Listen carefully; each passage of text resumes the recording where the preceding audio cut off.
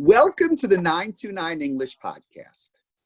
We're privileged to welcome Rachel Sharansky Danziger, a writer and teacher from Jerusalem who has spent the last several years in Boston together with her husband and her 3 children. Welcome, Rachel. Thank you. Thank you. It's an honor and a pleasure to be here. Rachel and I are going to take the next 3 short episodes to discuss 3 themes in the book of Ruth, the book that is coming up to be read on the holiday of Shavuot. And Rachel, we might as well start right at the beginning. Vayihi bimei shvot hashoftim. And the story takes place at the time of the judges. The judges don't figure anywhere in the book of Ruth. But obviously placing this book in the time of the judges is significant. What do you make of that placement? I think that by evoking the era of the judges, the author is warning us that we're up for a rough ride. Because anyone who ever read the book of Judges knows that it's a book where people treat each other badly, where there's civil wars and rapes in the street and tribes that even when they're not killing each other, they're not offering each other aid at time of need. It's a book, as Dr. Danziger points out, of alienations. The Israelites are alienated from God, alienated from their past, alienated from each other. The problem with a book that's dedicated to all these forms of alienations is that it's written on such a large scale that it's easy to lose sight of the fact that they're individuals within this story. Meaning, we do follow the stories of individual judges and their successes or their tragedies, but we forget that also the normal individuals, not the judges, not the leaders, not the big warriors, had something to do with creating the society they lived in and being shaped by it in turn. It's easy to lose sight of the fact that people have agency and have some sort of responsibility to the world they live in. And that's where the book of Ruth comes in. It tells us right away from the beginning that it's going to be about that era, rife as it was with alienations, but instead of jumping to the macro of the social trends, it starts by telling us about what one family, or in particular one man, does when he decides to alienate himself from his people. When Elimelech decides that at a time of famine, it's better to leave Bethlehem behind and go away. It's interesting that you talk about this Elimelech. When we think about it, you think about Bethlehem. You think about a famine in Bethlehem. You think about the fact that basically in Bethlehem they were having a pandemic. And Elimelech, if we accept Chazal's interpretation, was the head of a prosperous, important, prestigious family. What did he decide to do? He decided to move to the Hamptons. Why did he decide to move to the Hamptons? I don't know exactly. He decided to move to the Hamptons to protect himself. He decided to move to the Hamptons because it was too expensive for him to stay in Bethlehem because he had to support everybody else. I don't know why he decided to move out of Bethlehem. But in a sense, if you take it that way, what he did was a little selfish. But was it really so bad? Did he really deserve the punishments that he got? I think it's an excellent question, especially when you consider what other negative behaviors we see at times of disaster. We see people who do price gouging.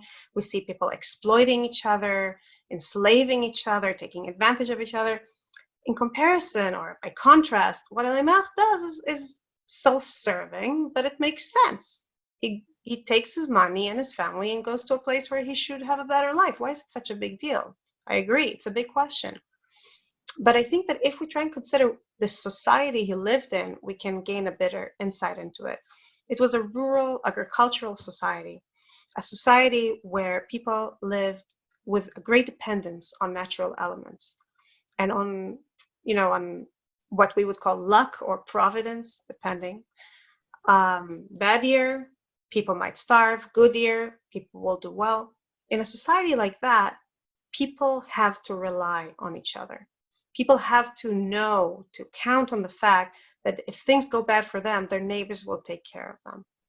Otherwise, imagine the reality it will create. It will be the brutish short life that Hobbes wrote about when he described the natural state of man, when he said that if people are busy fighting for survival, then their first instinct will be, how can I take what is yours so as to protect what is mine? And in a sense, when Elimelech removes himself from this society at the hour of need, what he does is pushing it towards that reality. Yes, he's not price gouging. Yes, he's not exploiting anyone. But he's removing what people relied on. He's removing that sense of trust they had in their future, knowing that even if things get bad, somebody will care for us. Just imagine for a second how it affects people, probably other rich people who otherwise would have supported the community, looked at Elimelech and said, look, if this guy left, maybe we shouldn't share what we have. Maybe he knows something we don't. What would the poor people do? Are the poor people just sitting there trusting that somebody will take care of them? Or are they saying, okay, maybe we should take what we need? By removing himself, he's not breaking apart people's safety, but he is breaking apart their sense that they can trust each other and their community. So what you're really describing in what the responsibility of leadership is all about. And that is that if you're a leader in a community in a time of crisis, your responsibility is to be there because you hold the community together for the reasons that we know, because you support the community and because you help the community, but all the reasons that you don't automatically know. And that is that you give the people a sense of belief in one another, a belief in the society. If the leader of society leaves, then there's no trust in one another. There's no belief that society is going to continue. And therefore, what's going to happen is that society is going to crumble. Now, that's really a very sophisticated understanding of what responsibility means and what it means to be selfish. Sometimes to be selfish doesn't necessarily mean that you're doing something that is clearly to harm other people. Selfish means that you're only thinking about your own good and you're not thinking about the good of the whole.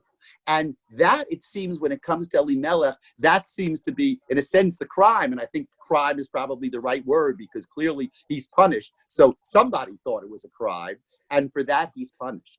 Now, it's striking when you talk about the selfishness of Elimelech, the way Naomi returns at the end of chapter 1. And the chapter begins at Beit Lechem and it ends at Beit Lechem. And that is, it begins with this rich man leaving Beit Lechem and it ends with his wife and his daughter-in-law returning to Beit Lechem.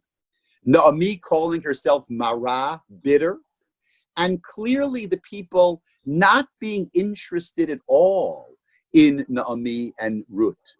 And what do you make of that? Here, Elimelech starts by being selfish and by moving out to the Hamptons, so to speak. And now when they have to return to Manhattan, all of a sudden the people are not interested in Naomi and Ruth. Does that seem fair? I think fairness is the wrong concept here. I think that we should read it twice, in a sense. Once as a personal response. When the town people see Naomi coming back, they're not seeing just another stranger. They're seeing the woman who abandoned them at their hour of need. So when they say, Hazot Naomi, what is this Naomi? And you can almost hear the derision, or kind of like what in Hebrew we would call simcha le'ed, rejoicing in somebody's downfall. In their voice, it's a personal response. It's vindictive. But I think that it's not just that, and I think we need to read a little deeper here. They're not just responding to Naomi. They're exhibiting how they're responding to each other now. They're exhibiting what the consequences of Elimelech's choice is, not just to his family, but for society at large. Because selfishness is contagious. When people start thinking only of their own interests and withdraw their aid or their support from their community, other people are inspired to act in the same way because they assume that that's the way to move forward. They say, if they're not taking care of us, why should we take care of other people? Every man to himself now. And this slowly erodes the sense of goodwill and neighborly support in our community. And when Naomi comes back, she comes back to a society that is the natural consequence, the natural product of her husband's choice.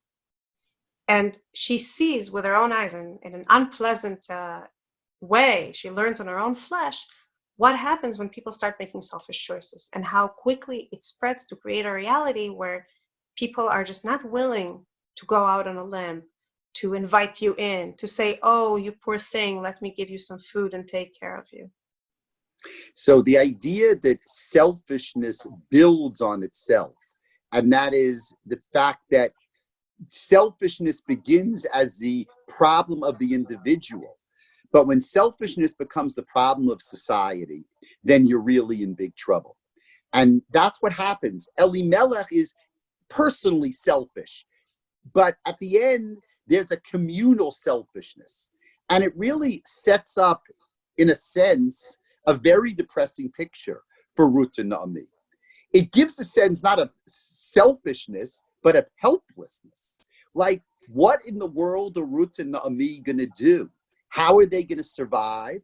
And much more importantly, because of course the book of Ruth is not only about personal survival, but about restoring the social fabric, restoring a sense of responsibility. But basically, because of what Elimelech did, the social fabric in Beit Lechem has completely dissolved.